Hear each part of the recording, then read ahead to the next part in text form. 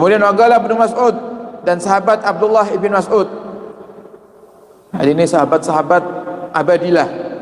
Ada sahabat-sahabat yang disebut dengan sahabat abadilah. Apa abadilah itu? Yang namanya Abdullah.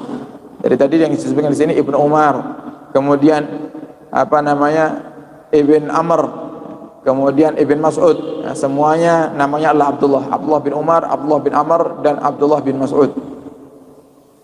Qala Nabi sallallahu alaihi wasallam, sahabat Abdullah bin Mas'ud ini termasuk khadimnya Nabi Muhammad. Sahabat yang khidmah kepada Nabi kita Muhammad sallallahu alaihi wasallam. Jadi banyak sahabat yang khidmah kepada Nabi Muhammad, di antaranya sahabat Anas ibn Malik, ya. Sahabat Anas ibn Malik, sahabat Ibn Mas'ud atau Abdullah bin Mas'ud, kemudian sahabat Usamah, juga putranya ayahnya sahabat Zaid, Usamah bin Zaid bin Harisah, ya, yang sampai dikatakan anak angkatnya Nabi kita Muhammad sallallahu alaihi wasallam. Dan rata-rata mereka yang berkhidmah kepada Nabi, mereka lah yang paling banyak mendapatkan keberkahan dari Nabi kita Muhammad sallallahu alaihi wasallam. Yang mereka dekat dengan Nabi, tentu yang paling sering disentuh sama Nabi Muhammad sallallahu alaihi wasallam. Bersentuhan dengan Nabi itu tidak sembarangan, tidak seperti bersentuhan dengan manusia biasa, tidak seperti saya bersentuhan dengan panjenengan bersentuhan dengan saya, tidak. Nyentuh Nabi saja niku Bapak Ibu bisa menjadikan kita dibebaskan dari api neraka. Oke. Ini enaknya orang-orang para sahabat yang hidup di zaman Nabi Muhammad sallallahu alaihi wasallam. Oke. Makanya kalau panjenengan ditanyai atau jenengan tanya kepada saya, Habib, kalau seandainya Rasulullah hidup di zaman ini, apa yang jenengan inginkan? Kepingin nyentuh Nabi Muhammad, walaupun hanya sedikit, walaupun mungkin hanya ujung jari saya yang nyentuh kulitnya Nabi Muhammad SAW. Kenapa? Siapa yang bersentuhan dengan kulitnya Nabi Muhammad tidak akan disentuh oleh api neraka. Tapi sayang, kita hidup setelah wafatnya Nabi kita Muhammad. Ya, semoga Allah bisa mempertemukan kita dengan Nabi kita Muhammad, walaupun hanya melewati mimpi. Dan semoga mungkin kalau kita bersentuhan dengan Nabi Muhammad hanya melewati mimpi, Allah juga menganggap kita bersentuhan dengan Nabi Muhammad secara hakiki, sehingga Allah bebaskan kita daripada siksa neraka. Jadi semua yang bersentuhan dengan Nabi kita Muhammad pasti akan dimuliakan oleh Allah Subhanahu wa taala. Bagaimana kisah Sayyidina Ukasah yang masyhur, ketika Nabi Muhammad menjelang wafatnya, Nabi berkhutbah panjang di hadapan para sahabat. Di akhir khutbahnya Nabi katakan, siapa yang masih punya tanggungan denganku, maka sampaikan di majelis ini sebelum aku wafat. Siapa yang pernah aku sakiti, balaslah hari ini.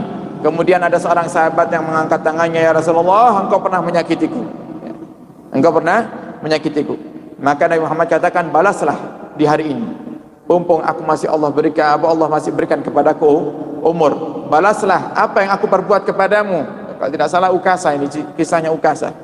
Apa yang telah aku perbuat kepadamu wahai Ukasah dahulu ya Rasulullah, di saat perang engkau pernah merapikan saf para sahabat dengan tongkatmu, dan tongkatmu tanpa kau sadari menyentuh daripada bagian perutku ya Rasulullah, dan di saat itu aku merasakan sakit.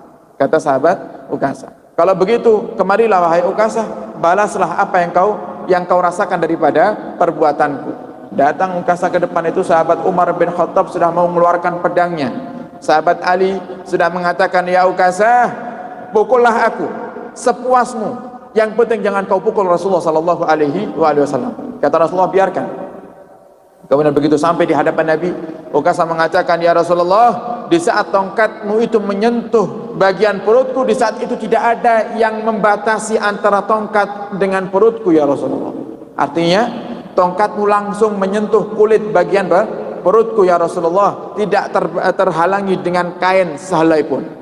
Kemudian Nabi Muhammad membuka dari bagian perutnya, kemudian diberikan tongkatnya kepada Ukasah. Kemudian Ukasah lempar tongkat itu, Ukasah jatuhkan tongkatnya dan dipeluk dan dicium perut Nabi Muhammad sallallahu alaihi wasallam. Aku dari dulu menanti saat ini ya Rasulullah, karena aku menyadari mungkin ini adalah khutbah terakhirmu, engkau akan diambil oleh Allah Subhanahu wa taala. Aku takut aku tidak bisa mendapatkan daripada kemuliaan bersentuhan kulitku dengan kulitmu ya Rasulullah. Kemudian Nabi Muhammad katakan di hadapan semua para sahabat, jika kalian ingin tahu siapa ahli surga, inilah Ukasah ahli surga, karena kulitnya telah bersentuhan dengan kulitku, dia tidak akan tersentuh oleh api neraka.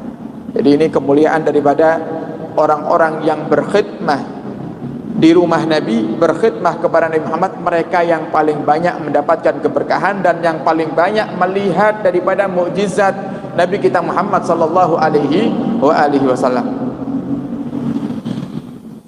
Jadi Abdullah bin Mas'ud termasuk sahabat yang paling sering bawakan sandalnya Nabi. Di sandal, kalau Nabi Muhammad kemana, ke masjid, atau Nabi Muhammad sedang ada hajat keluar atau melepas sandalnya, yang paling sering menyiapkan sandal, membawa sandal sahabat Abdullah bin Mas'ud. Sehingga paling banyak keberkahannya ini Abdullah bin Mas'ud. Kenapa para ulama itu mengatakan kalau kita mau ambil keberkahan para wali, para kasih Allah, termasuk Nabi Muhammad SAW, letak keberkahan yang paling banyak dalam sesuatu yang bersentuhan dengan orang-orang yang dicintai oleh Allah itu adalah di sandalnya, di sandalnya. Makanya sekarang kan banyak itu kopiah-kopiah, ya, surban-surban pakai terompah, ya. Logo Majelis Rasul pakai terompah, ada logo Majelis Nawawi Malih niku pakai terompah. Kenapa terompah? Terompah itu apa sih? Terompah itu sandal, bentuk sandal niku. Jenengan kalau kepingin tahu bentuk sandalnya Nabi Muhammad, ya seperti yang ada di kopiah-kopiah niku. Itu persis bentuk sandalnya Nabi kita Muhammad sallallahu alaihi wasallam. Kenapa kok harus sandal? Karena kalau pakaian hanya membungkus tubuh, tapi kalau sandal membawa semuanya, membawa tubuh, membawa kepala yang penuh dengan kemuliaan, ya, membawa tangan, membawa mata, membawa hati. Makanya mereka hingga detik ini termasuk daripada yang sangat dijaga adalah sandal Nabi kita Muhammad sallallahu alaihi wasallam. Walaupun semua tubuh Nabi itu memiliki keberkahan tersendiri, tapi juga yang paling banyak berkahnya adalah sandal. Dan itu dapatkan oleh sahabat Abdullah bin Mas'ud yang paling sering membawa sandalnya Nabi kita Muhammad sallallahu alaihi wasallam.